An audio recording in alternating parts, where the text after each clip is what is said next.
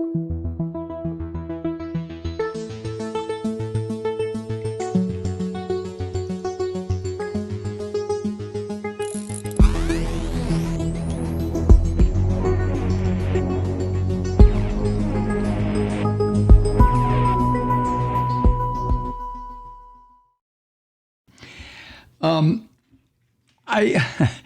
criminality of the Trump crime family, which is the worst ever in the history of this country, the crime that these people committed is endless, just endless. No matter where anybody looks, and you don't have to look very far, in the U.S. government over the past 4 years when this orange filth was president, every single law was violated, every single rule, every single ordinance that was put in place, every single directive, every single agency, cabinet position, all of it was corrupted and ruined and destroyed by this orange son of a bitch and his rotten family. I mean, it's unbelievable. It's just endless. And the latest, I'm sure you know by now, this all broke last night, I think, on just about the time Rachel Maddow was coming on MSNBC or towards the end of her program. But it is stunning. It is stunning, the depth of the crime that this Trump bastard committed. It's difficult to talk about. But as the Justice Department investigated who was behind leaks of information in the Trump administration, information about who the son of a bitch and his crime family were talking to in the Russian intelligence services, the Justice Department, the Trump Justice Department, took what the New York Times calls a highly unusual step. Yeah. The step was prosecutors subpoenaed Apple for data, metadata, from the accounts of at least 2 Democrats on the House Intelligence Committee. We know who they are now. Aides to committee members on the House Intelligence Committee, all Democrats, and family members. And one of the family members was a kid. All told, now this is all according to the New York Times, the records of at least a dozen people tied to the House Intelligence Committee were seized in 2017 and early 2018, including those, of course, of Representative Adam Schiff, then the panel's top Democrat, and now it's chairman. That's according to committee officials. We also know that Swalwell's records were seized, who was also a member of that committee, Democrat. Prosecutors who were working under the racist piglet Jeff Sessions were hunting for the sources behind news media reports about contacts between Trump and his bastards and Russia and their bastards. And ultimately, the data that was seized and other evidence did not tie anyone on that committee to the leaks. And investigators debated whether they whether it hit a dead end. And some even talked about closing this illegal criminal inquiry. But William Barr, when he came in after Jeff Sessions was run off like a little squirrel that he is, William Barr revived this investigation after he became the most criminal attorney general, even worse than John Mitchell, a year later. He took one of his scum, a prosecutor from New Jersey with no experience, to the Maine Justice Department to work on the Schiff-related case and about half a dozen others. All these people were recruited by this goddamn filthy William Barr. This is astonishing.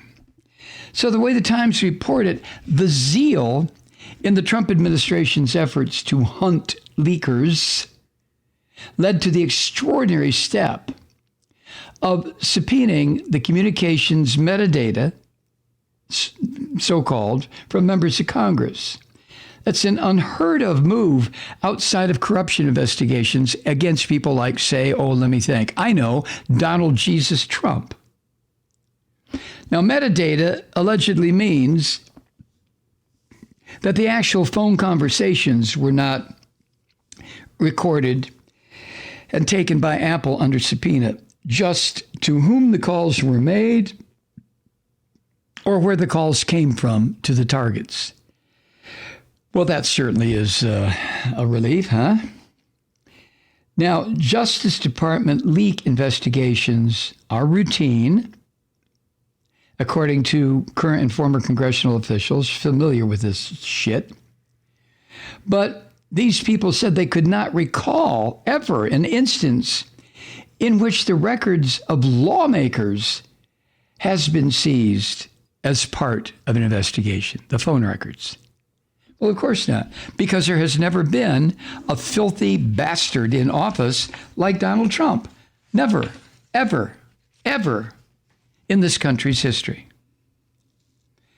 The Times goes on to say that, moreover, just as it did investigating news organizations, the Justice Department secured a gag order on Apple that expired recently. So Apple was not allowed to tell the targets, these lawmakers, that they were being investigated until the subpoena ran out, and Apple informed them a couple of weeks ago. And prosecutors working for this crime organization, actually working for Russian intelligence when you get right down to it, those prosecutors also eventually secured subpoenas for the records of reporters to try to identify their confidential sources. And that's a move that the Justice Department policy does allow, but only after all other avenues of inquiry are exhausted, just like they did with the Pentagon Papers, like they did with certain investigative operations the Washington Post conducted against Nixon.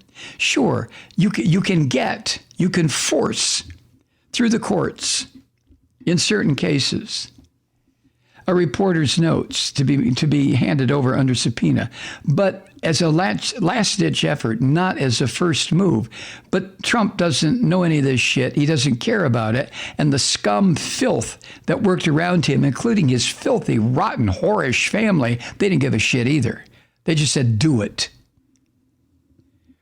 So these subpoenas remain secret until the Justice Department finally disclosed them to the news organizations, which are the Washington Post, New York Times, and CNN. And those revelations immediately set off criticism that the government was intruding on press freedoms.